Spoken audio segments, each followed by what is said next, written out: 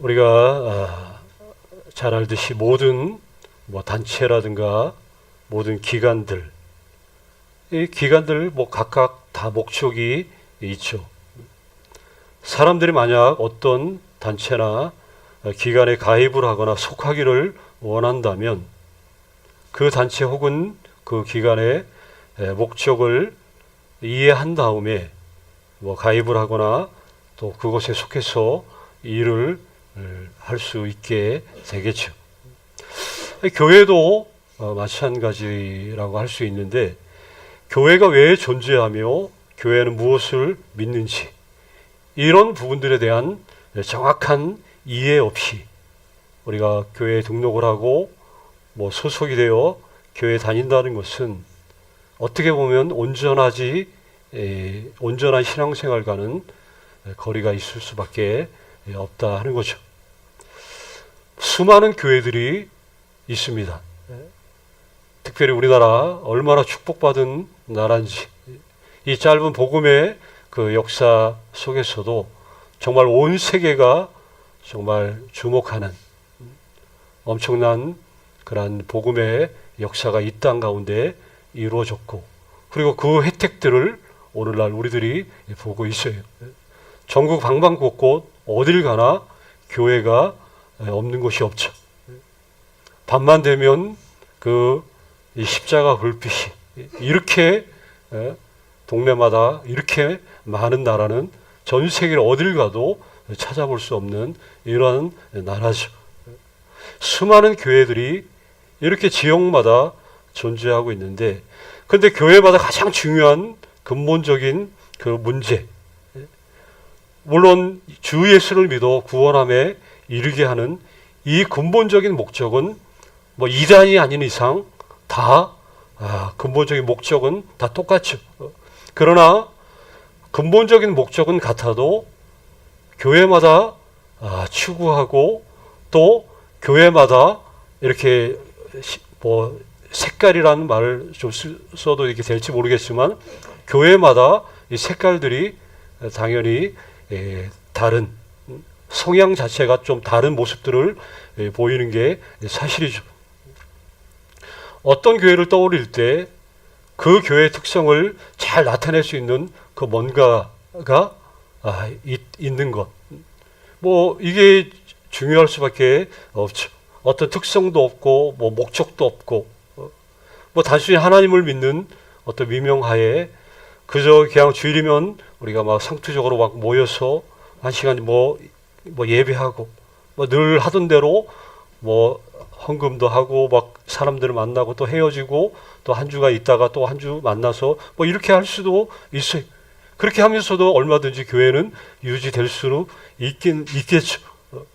그런데 교회가 존재하는 이유를 안다는 것, 이게 왜 중요하냐? 가야 할 방향, 그리고 무엇을 해야 하는지, 그리고 무엇을 위해 헌신해야 하는지, 이런 부분들, 개념들을 분명히 알고 소속되어 있다면 교회적으로도 그렇고 개인적으로도 신앙 면에서 이게 엄청난 그 중요성을 띌 수밖에 없기 때문에 그랬다는 거죠. 이미 오래전에 여기 예일교회가 이곳에 세워졌습니다. 지금까지 주님의 은혜로 여기까지 왔음을 누구도 부인할 수는 없죠.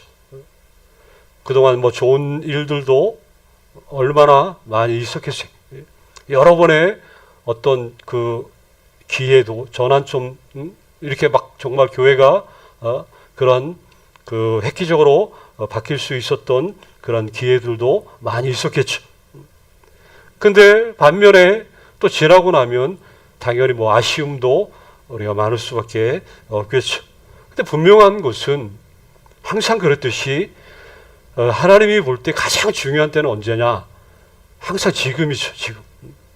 지금이 가장 중요하고 앞으로 어떻게 해 나가는가, 이게 당연히 중요할 수밖에 없는데, 여기 예일교회가 무엇을 위해 존재하려는지 이 부분에 대해 우리가 다시 한번 또 확인해 보는 것은 너무나 중요하죠. 우리가 교회로 존재하는 이유, 저의 평생의 목회의 비전이면서 제가 알고 있는 교회는 이렇게 이러한 목적을 가지고 있어야 된다라고 생각하는 게 교회가 존재하는 이유 4가지가 있습니다. 처음부터 말씀을 드렸죠. 사실 교회가 자꾸 연약한 그런 상태에 놓여 있으면 목회자들에게 있어서 목회자라면 항상 함께한 그런 분들에 대한 그 고마움과 감사함을 이렇게 그걸 떨쳐버릴 수가 없어요. 함께한다는 그 사실, 그리고 함께 교회를 이루어가고 있다는 그 한 분 한 분, 이 감사한 마음을 마음속에 항상 품고 이렇게 사역을 하죠. 어쩔 때 보면 뭐 정말 기대하기 힘들고 막역한 현실도 느껴질 때, 어쩌면 막 이렇게 정말 생각 같아서는 좋은 교회들이 우리나라 얼마나 또 많이 있어요.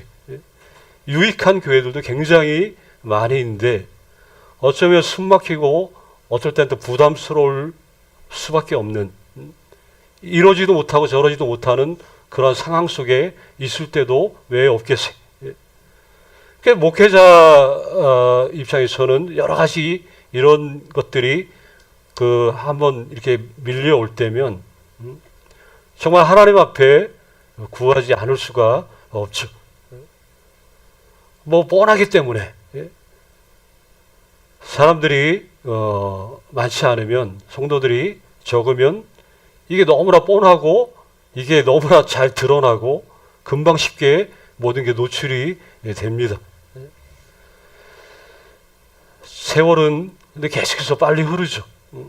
올해도 얼마 남지 않았고 저도 보니까 벌써 6개월이 되었더라고요. 세월은 이렇게 자꾸 흐르고, 그리고 이미 우리 예일교회가 이미 수십 년이 지났죠. 겉으로 볼 때 글쎄 모르겠습니다. 제가 볼 때는 한 분 한 분 굉장히 성숙해 있고 또 믿음이 정말 너무나 많이 성장해 계시고 너무나 개인적으로 한 분 한 분이 훌륭하죠. 그런데 그럼에도 불구하고 우리가 분명한 사실, 이 교회는 내 것이 아니라는 것, 교회는 우리의 것도 아니라는 것, 교회는 하나님의 것이라는 이 사실. 여기 에일교회도 분명 하나님의 교회 중에 하나라면, 정말 그렇다면 하나님의 교회이기 때문에 분명한 목적, 존재의 이유가 있다는 것. 자, 이 다음 세대를 향해서 사실 나아가야 되는데, 어떻게 보면 우리가 이 미래에 장담할 수 없죠.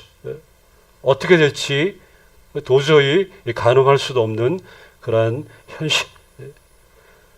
다음 세대가 계속해서 존재하고 계속해서 교회가 앞으로도 이렇게 되어질지, 아니면 세월이 흐르면서 자연스럽게 이렇게 없어질지, 이거 아무도 우리는 모르는 그런 상황 속에 있죠.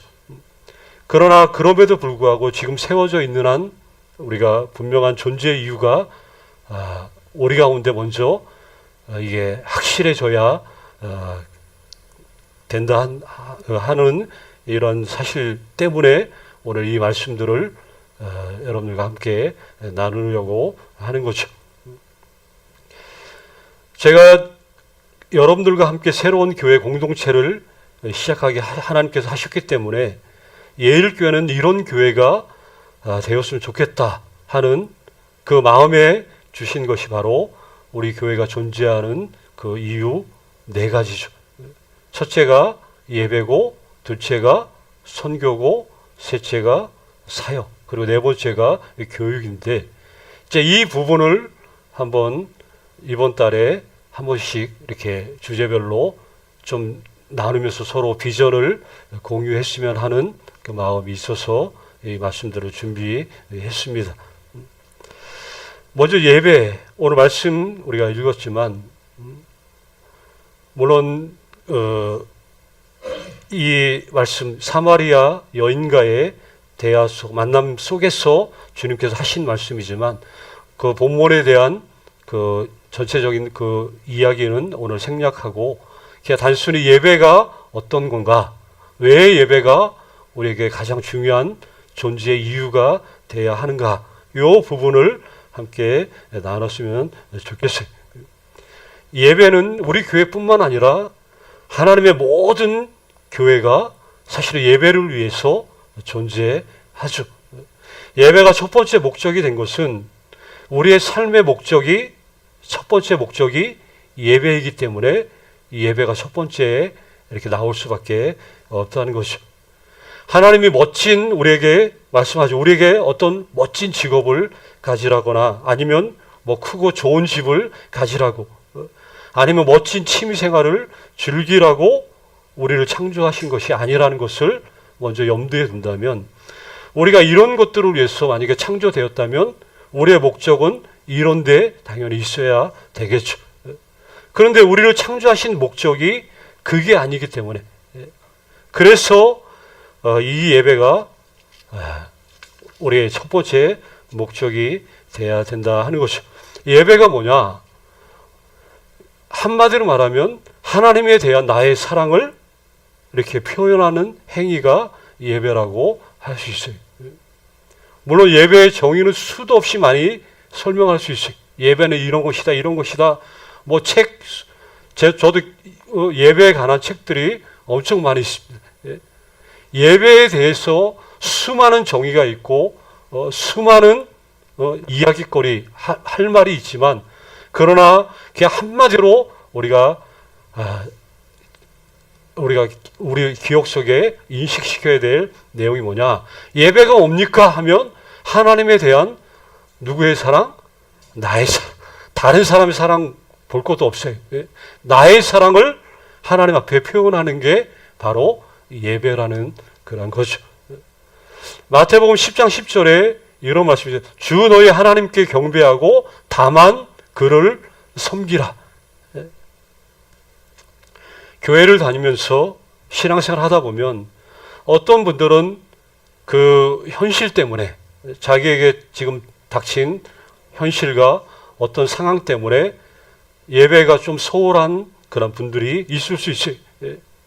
어떤 분들은 또 반면에 또 교회 일에 막 두 팔 걷어 붙이고 막 앞장서서 열심을 내는 그런 분들도 당연히 있죠. 그러나 중요한 것은 자신의 창조 목적이 뭐 일도 아니고 섬김도 아니, 먼저 그분을 예배하는 일에 있다는 것을 우리가 잊어서는 안 되겠죠. 하나님을 경배하는 것, 이게 우선시 되지 않으면 모든 일들이 그 사람을 피곤하게 만들어요. 먼저 예배를 드리라는 이것이 우리의 존재 이유가 되어야 한다는 거죠. 근데 교회들마다 예배 형태가 사실 다양합니다. 어떤 교회는 아주 정열적으로 예배를 드려요.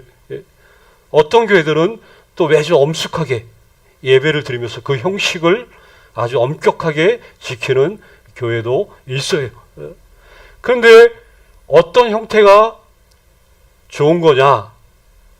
그런 말 자체는 뭐 할 필요도 없죠. 성립도 안 됩니다. 왜냐하면 형태는 상관이 없기 때문에 그렇다는 거죠.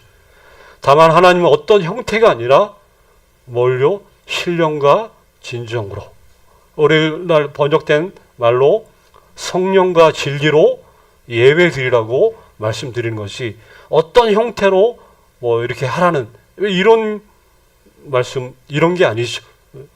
그렇게 성령과 진리로 예배 드리면 뭐 예배 스타일도 그렇고 예배 형식은 별 문제가 아니죠. 우리 교회 같은 경우는 뭐예요? 중도적인 입장을 취하고 있어요. 예배의 질서와 조직이 우리가 분명히 존재하는 가운데, 그럼에도 불구하고 또 우리도 열정적으로 또 여러 다양한 방법으로 우리는 하나님을 예배하기 원하죠. 예배란 이렇게 영과 진리로 드리는 것인데 하나님께 우리의 사랑을 표현하는 것. 그런데 우리의 사랑을 표현하는 방법이 뭐가 있겠는가? 이게 뭐 우리가 다 잘 아는 8가지 방법이 있어요. 뭐냐, 8가지 우리가 한번 장면 보시면 알겠지만 첫 번째 뭐예요? 찬송. 두 번째 헌신. 세 번째 기도. 네 번째 설교. 또 헌금, 세례, 묵상, 성만찬. 이게 8가지가 이게 예배의 형식이죠. 그런데 여기 이 영과 진리로 드리는 가운데 우리의 사랑을 표현하는 것. 뭘 갖고, 여기 8가지를 가지고 여기 목록에 우리의 사랑을 여기에 우리가 표현하는 방법이 되겠죠. 찬송할 때 내가 주를 향한 그 사랑의 그런 것들을 이렇게 쭉 이런 걸로 표현을 하는 것이죠. 이 8가지는 예배 스타일과 상관없이 예배에 포함되는 그런 요소인데 이 8가지 방법을 통해서 방법을 통해 우리가 하나님에 대한 우리들의 사랑을 얼마든지 이렇게 보여드릴 수 있다 하는 것이죠. 끝으로 제가 나누고 싶은 게 3가지가 있습니다. 우리 교회 예배는 특별히 3가지 특징이 있었으면 하는데 첫 번째는 찬양입니다. 시편 122편 1절에 보면 다 같이 우리 있죠? 시작. 사람이 내게 말하기를 여호와의 집에 올라가자 할 때 내가 기뻐하였도다. 다윗이 고백하는 거예요. 여호와의 집에 올라갈 때에 기뻐하였다. 하나님의 전에 나아갈 때 기뻐하였다. 그러니까 슬퍼하지 않았다는 거죠. 단순하게 생각하면. 예일교회, 우리 교회, 이 모든 분들이 특별히 예배 드리기를 좋아하는 교회가 돼야 되죠. 당연히. 근데 계속 그런 교회가 되었으면 정말 좋겠는데, 자, 이 예배 드리기를 좋아하는 것이 우리 교회의 첫 번째 중요한 특징이 돼야 한다 하는 것이죠. 예배를 통하여 우리가 특별히 뭘 드려요? 찬양을 드리죠. 제가 여기 와서 정말 우리 한 20분 전부터 이렇게 찬양 이게 너무 좋았어요. 너무 좋았어요. 저는 이렇게 하는 거를 너무나 좋아가지고 저도 계속 우리 저기 해원교회 있을 때 계속 예배 전에 이제 먼저 찬양하는데 그때는 뭐 그냥 한 10분 정도 그래서 우리는 예배 시간 10시 50분이라고 아예 예배 시간 못 박아놓고 그렇게 했는데 여기 찬양하고 이렇게 너무 이게 좋았어요. 예배 시간은 말 그대로 찬양의 시간이 되어야 된다는 거죠. 마음을 다해서. 왜냐하면 하나님은 찬양 가운데 거하신다고 우리에게 말씀하셨기 때문에 그렇다는 거죠. 이스라엘의 찬송 중에 거하시는 그분은 거룩하신 분이시다. 그리고 찬양할 때 어떤 역사가 일어나는지 성경에 너무나 많이 나오죠. 귀신이 떠나가고 찬양할 때 병든 육신이 치유되는 역사도 찬양할 때 나타나는 거예요.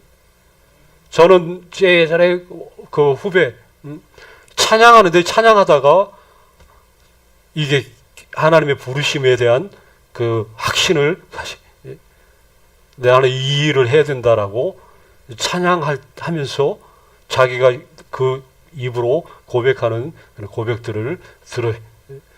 우리 교회에 특별히 이 3가지 특징, 첫 번째 찬양, 두 번째는 영감. 우리 이사야 40장 31절 말씀 다 같이 우리 오직 여호와를 앙망하는 자는 새 힘을 얻으리니 독수리가 날개치며 올라감을 같을 것이요 다른 박질을 하여도 곤비하지 아니하겠고 걸어가도 피곤하지 아니하리로다.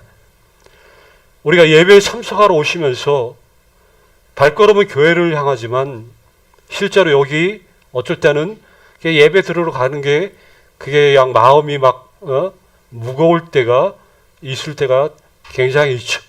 목회자인 저도 있는데 그렇죠. 실제로 발걸음은 교회를 향하지만 실제로는 여기에 오고 싶지 않았던 이런 적들이 이런 일들이 왜 종종 없겠냐 하는 거죠. 일주일을 살면서 피곤해 지쳐 있을 때, 또 어떤 일들이 막 뜻대로 되지 않을 때, 그럴 때는 마음들이 더 무거워요. 예배 드리러 나오는 것조차도 사실은 버거울 때가 많이 있죠. 그런데 우리 교회는 때론 이런 마음이 있을 때조차도 무거운 마음으로 왔지만 예배 가운데 회복되는 그런 역사들이 있었으면 하는 것이죠. 예배는 지쳐서 어쩔 땐 뭐 탈진되어서 힘겹게 온 분들이 예배를 마치고 돌아갈 때는 훨씬 더 나아진 모습으로 돌아갈 수 있어야 한다는 것이죠. 마치 영적인 주유소처럼 찬양과 말씀으로 사람들에게 뭘 줘요? 영감을 주고 마음을 회복시켜 줄 수 있는 그런 교회. 우리 교회는 이런 교회가 정말 돼야 한다는 것이죠. 마지막 세 번째, 준비. 에베소서 4장 11절에 이런 말씀이 있죠. 그가 어떤 사람은 사도로, 어떤 사람은 선지자로, 어떤 사람은 복음을 전하는 자로, 어떤 사람은 목사와 교사로 삼으셨으니. 이 에베소서 여기 이 말씀은 교회 간에 얘기할 때 정말 빠질 수 없는 핵심 구절 중에 한 부분이죠. 이 구절은 뭐냐? 하나님의 백성들을 말 그대로 사역을 위해 준비시키는 일이 목사의 일이라고 가르쳐 주는데, 저는 그렇습니다. 개인적으로 여러분들과 함께 소망하는 것은 주일마다 하나님이 저를 통해서 메시지를 주시고, 제가 정말 기도하는 부분이 그 하나님 말씀을 달라는 것. 우리 성도분들 한 분 한 분, 정말 성도분들에게 하신 말씀을 할 수 있도록 이렇게 기도를 합니다. 주일마다 메시지를 준비하고 준비한 말씀이 우리 한 분 한 분 우리 일상 가운데 정말 한 주간을 살아가시는 데 있어서 그 삶에 정말 그대로 적용이 되고, 어떤 그 부분들이 삶에 적용할 수 있는 어떤 것들이 반드시 조금이라도 포함될 수 있기를 원한다는 거예요. 여기 오셔서 찬양하시되 마음을 다해서 하시고 새로운 영감 그리고 힘을 얻으시고, 또 예배에 오셔서 준비하라는 거죠. 마치고 돌아가는 그 순간부터 또 이렇게 한 주간을 시작할 때 준비할 수 있도록 나에게 주시는 하나님의 말씀이 어떤 것인지, 이런 것들을 잘 준비하는 그런 시간이 돼서 이렇게 신앙생활을 해 간다면 정말 이전과 같지 않은 더 좋은 신앙생활, 믿음의 발걸음을 우리가 걸을 수 있을 거라는 것이죠. 우리가 너무나 잘 아는 예배, 뭐 소중함을 누가 모르겠어요. 그러나 특별히 우리 교회에 여기 찬양과 영감과 또 이 준비, 이것들이 우리 교회에 존재하는 그 이유, 목적이 되어서 그 예배의 복됨과 영광스러움을 놓치지 않고, 또 예배를 통해서 우리의 모든 것들이 또 살아나고 회복되고, 또 우리의 모든 것들이 정말 잘 되는 그런 귀한 역사가 있었으면 하는 것이, 예배를 사모하고 또 예배의 영광스러움을 여러분의 모습들을 통해서 또 삶을 통해서 보여줄 수 있는 그런 한 분 한 분 다 되시기를 간절히 주의 이름으로 간절히 축원합니다.